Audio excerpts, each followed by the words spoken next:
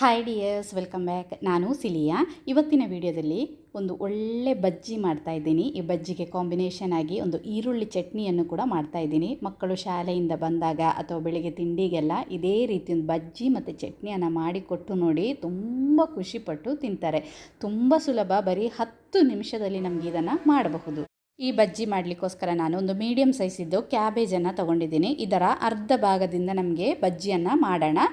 ಈಗ ಜಾಸ್ತಿ ತರಕಾರಿ ಎಲ್ಲ ತಿನ್ನದ ಮಕ್ಕಳಿಗೆ ಇದೇ ರೀತಿ ಕ್ಯಾಬೇಜ್ ಹಾಕಿ ಬಜ್ಜಿ ಮಾಡಿಕೊಟ್ಟು ನೋಡಿ, ತುಂಬಾ ಖುಷಿ ಪಡ್ತಾರೆ. ಬೆಳಿಗ್ಗೆ ತಿಂಡಿಗೆ, ಸ್ನ್ಯಾಕ್ಸ್ ಬಾಕ್ಸಿಗೆ ಅಥವಾ ಟೀ ಟೈಮಿಗೆಲ್ಲ ಇದನ್ನು ಮಾಡಿದರೆ ಸಖತ್ತಾಗಿರುತ್ತೆ. ನೋಡಿ, ಇನ್ನು ಈ ಕ್ಯಾಬೇಜನ್ನು ಸಣ್ಣ ಸಣ್ಣಾಗಿ ಇದನ್ನು ಕಟ್ ಮಾಡ್ಕೋಬೇಕು. ಎಷ್ಟು ಸಣ್ಣಾಗಿ ನಮಗೆ ಕಟ್ ಮಾಡಲಿಕ್ಕಾಗುತ್ತೋ ಅಷ್ಟು ಸಣ್ಣವಾಗಿ ಇದನ್ನು ಕಟ್ ಮಾಡ್ಕೊಳ್ಳಿ. ನಾನಿವಾಗ ಇದೇ ರೀತಿ ಕಟ್ ಮಾಡ್ಕೊಂಡಿದ್ದೀನಿ. ಇನ್ನು ಇದಕ್ಕೆ ಒಂದು ಮೀಡಿಯಮ್ ಸೈಜಿದು ಈರುಳ್ಳಿಯನ್ನು ಸಣ್ಣ ಸಣ್ಣ ಕಟ್ ಮಾಡಿದ್ದನ್ನು ಸೇರಿಸಬೇಕು. ಇದಕ್ಕೆ ಸ್ವಲ್ಪ ಕೊತ್ತಂಬರಿ ಸೊಪ್ಪು ಸಣ್ಣ ಸಣ್ಣ ಕಟ್ ಮಾಡಿದ್ದನ್ನು ಸೇರಿಸಬೇಕು.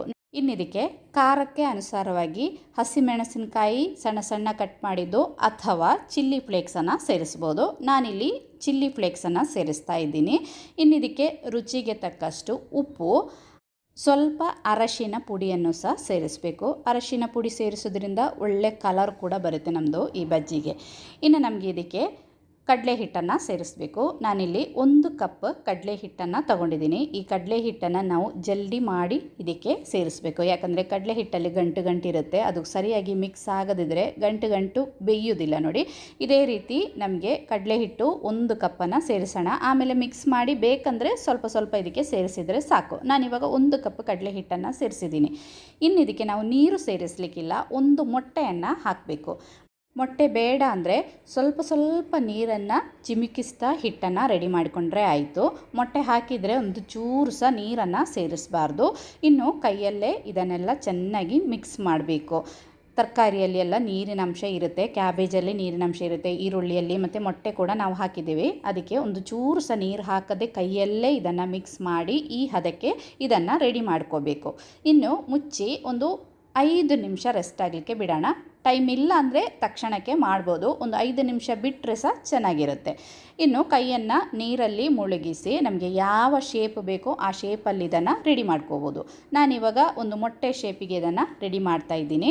ಆಮೇಲೆ ಎಣ್ಣೆ ಒಳ್ಳೆ ಬಿಸಿ ಆದಮೇಲೆ ಬಿಸಿ ಇರುವ ಎಣ್ಣೆಗೆ ಈ ಬಜ್ಜಿಯನ್ನು ಹಾಕಬೇಕು. ಎಲ್ಲ ಬಜ್ಜಿಯನ್ನು ಎಣ್ಣೆಗೆ ಹಾಕಿ ಆದಮೇಲೆ ನಾವು ಲೋ ಫ್ಲೇಮಲ್ಲಿ ಇಟ್ಟು ಇದನ್ನು ಫ್ರೈ ಮಾಡಬೇಕು. ಇಲ್ಲಾಂದರೆ ಹೊರಗಡೆ ಬೇಗ ಕಪ್ಪಾಗುತ್ತೆ, ಒಳಗಡೆ ಬೆಂದಿರೋದಿಲ್ಲ. ನೋಡಿ, ನಾವು ನೀರು ಚೂರು ಸಹ ಸೇರಿಸಿಲ್ಲ. ಆದ್ದರಿಂದ ನಮಗೆ ಕರೆಕ್ಟ್ ಯಾವ ಶೇಪಲ್ಲಿ ಬೇಕಾದರೂ ಇದನ್ನು ಮಾಡಬಹುದು. ಹಿಟ್ಟು ನೀರಾದರೆ ಇದೇ ರೀತಿ ಶೇಪಲ್ಲಿ ಮಾಡಲಿಕ್ಕೆ ನಮಗೆ ಆಗೋದಿಲ್ಲ. ನಿಮಗೆ ಯಾವ ಶೇಪ್ ಬೇಕಾದರೂ ಆ ಶೇಪ್ ವಡೆ ಥರ ಸಹ ಮಾಡ್ಕೋಬೋದು. ಇವಾಗ ನಾನು ಎಲ್ಲವನ್ನು ಎಣ್ಣೆಗೆ ಬಿಟ್ಟಿದ್ದೀನಿ. ಲೋ ಫ್ಲೇಮಲ್ಲಿ ಇಟ್ಟು ಇದು ಒಂದು ಸೈಡ್ ಫ್ರೈ ಆದಮೇಲೆ ಇದನ್ನು ಮಗಿಚಿ ಹಾಕಿ, ಎರಡೂ ಸೈಡ್ ಚೆನ್ನಾಗಿ ಫ್ರೈ ಆಗಿ ಒಂದು ಗೋಲ್ಡನ್ ಬ್ರೌನ್ ಕಲರ್ ಆದಮೇಲೆ ಇದನ್ನು ನಮಗೆ ಎಣ್ಣೆಯಿಂದ ತೆಗೆಯಬಹುದು. ನಾವು ಮೊಟ್ಟೆ ಹಾಕಿ ಕಲಸಿರೋದ್ರಿಂದ ಒಂದು ಚೂರು ಸಹ ಎಣ್ಣೆಗೆ ಇದು ಹರಡೋದಿಲ್ಲ, ಹಾಗೂ ಜಾಸ್ತಿ ಎಣ್ಣೆ ಕೂಡ ಇದು ಕುಡಿಯೋದಿಲ್ಲ. ನೋಡಿ, ಸೂಪರ್ ಟೇಸ್ಟಿಯಾಗಿರುವಂತಹ ಬಜ್ಜಿ ಇಲ್ಲಿ ರೆಡಿಯಾಗಿದೆ. ಇನ್ನು ನಮಗೆ ಇದನ್ನು ತೆಗೆಯೋಣ. ಇದನ್ನು ಗೋಧಿ ಹಿಟ್ಟಿನ ಬದಲು ಮೈದಾ ಹಿಟ್ಟನ್ನು ಹಾಕಿ ಕೂಡ ನಮಗೆ ಮಾಡಬಹುದು. ನಮ್ಮದು ಸೂಪರ್ ಆಗಿರುವಂತಹ ಬಜ್ಜಿ ಇಲ್ಲಿ ರೆಡಿಯಾಗಿದೆ. ಇದಕ್ಕೆ ಕಾಂಬಿನೇಷನ್ ಆಗಿ ಒಳ್ಳೆ ಒಂದು ಬೆಳ್ಳುಳ್ಳಿ ಚಟ್ನಿಯನ್ನು ಮಾಡೋಣ. ಅದಕ್ಕೋಸ್ಕರ 1 ಕಪ್ ತುರಿದಿರುವ ತೆಂಗಿನಕಾಯಿಯನ್ನು ತಗೊಂಡಿದ್ದೀನಿ.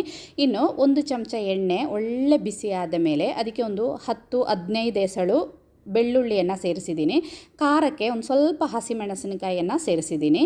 ಇನ್ನು ನಮ್ಮ ಚಟ್ನಿಗೆ ಒಳ್ಳೆ ಕಲರ್ ಬರಲಿಕ್ಕೋಸ್ಕರ 1.5 ಚಮಚ ಕಾಶ್ಮೀರಿ ಚಿಲ್ಲಿ ಪೌಡರನ್ನು ಸೇರಿಸ್ತಾ ಇದ್ದೀನಿ. ಕಾಶ್ಮೀರಿ ಚಿಲ್ಲಿ ಪೌಡರ್ ಬದಲು ನಿಮಗೆ ಉದ್ದ ಮೆಣಸನ್ನು ಸಹ ಸೇರಿಸಬಹುದು. ಇನ್ನು ಒಳ್ಳೆಯ ಒಂದು ಮಿಕ್ಸ್ ಕೊಟ್ಟು ನಾವು ತುರಿದಿಟ್ಟಿರುವಂತಹ ತೆಂಗಿನಕಾಯಿ ಜೊತೆ ಇದನ್ನು ಸೇರಿಸಿ ಸ್ವಲ್ಪ ಹುಳಿಯನ್ನು ಸಹ ಸೇರಿಸಬೇಕು. ಸ್ವಲ್ಪ ಹುಣಸೆ ಹಣ್ಣು ಮತ್ತು ರುಚಿಗೆ ತಕ್ಕಷ್ಟು ಕಲ್ಲುಪ್ಪನ್ನು ಸಹ ಸೇರಿಸಿ ಮಿಕ್ಸಿ ಜಾರಿಗೆ ಹಾಕಿ ಸ್ವಲ್ಪ ತೆರಿಯಾಗಿ ಚಟ್ನಿಯನ್ನು ರುಬ್ಬಬೇಕು. ನೋಡಿ, ಹುಣಸೆ ಹಣ್ಣು ಜಾಸ್ತಿ ಬೇಡ, ಒಂದು ಸ್ವಲ್ಪ ಸಾಕು, ಮತ್ತು ರುಚಿಗೆ ತಕ್ಕಷ್ಟು ಕಲ್ಲುಪ್ಪು. ಇದನ್ನು ತೆರಿಯಾಗಿ ರುಬ್ಬಿದರೆ ಸೂಪರ್ ಆಗಿರುವಂತಹ ಬೆಳ್ಳುಳ್ಳಿ ಚಟ್ನಿ ರೆಡಿಯಾಗಿದೆ. ಇಲ್ಲಿ ನಮ್ಮದು ಸೂಪರ್ ಆಗಿರುವಂತಹ ಕ್ಯಾಬೇಜ್ ಬಜ್ಜಿ ಕೂಡ ರೆಡಿಯಾಗಿದೆ.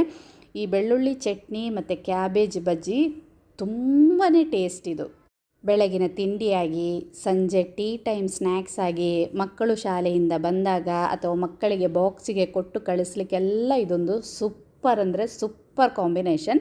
ಒಂದು ಸಾರಿ ಆದರೂ ಇದನ್ನು ಟ್ರೈ ಮಾಡಿ ನೋಡಿ. ಟ್ರೈ ಮಾಡಿ ನಿಮಗೆ ಇಷ್ಟ ಆದರೆ ನನಗೆ ಕಮೆಂಟ್ ಮಾಡಿ ತಿಳಿಸಿ.